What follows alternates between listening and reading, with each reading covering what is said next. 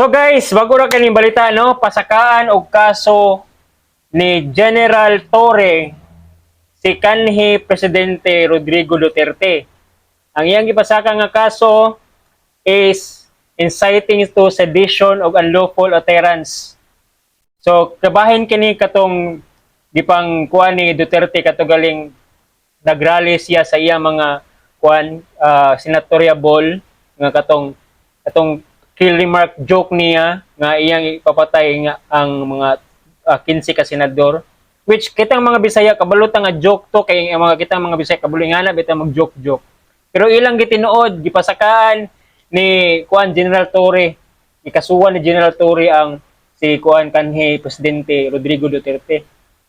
Wala man gali nagpasaka og kaso ang mga senador. Sige sir, ipasaki ko na sir kana kung unsay feeling nimo nga kuan ipasaka na kay kabalo kong tubagon na ni Tatay Digong.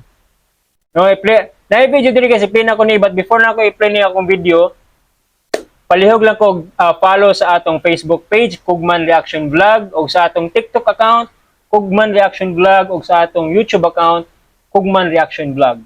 So at dinata magdugay guys, ato na i-play ang interview ni General Torre. Play video. Situation with the filing of the NBI ng cases din. Alam niyo, hindi ito, this is beyond politics eh. This is beyond politics. Huwag niyo isipin na ito ay politika at ako'y ginagawa to para kilingan ang politika. Wala kami politika dyan. Ang nakalagay dun sa statement ay maliwanag na enumeration ng mga violation of laws na nakasulat sa ating mga batas.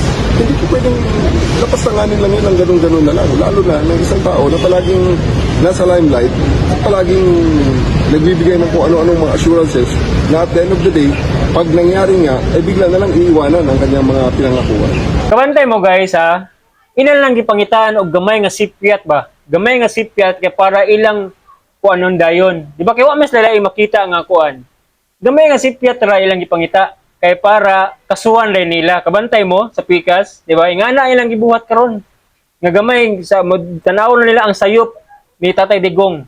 Gamay nga sayop ra, sayarang dawi siya musulti. Di ila din inana, di ba? Kabantay mo? Grabe. Balik na to play.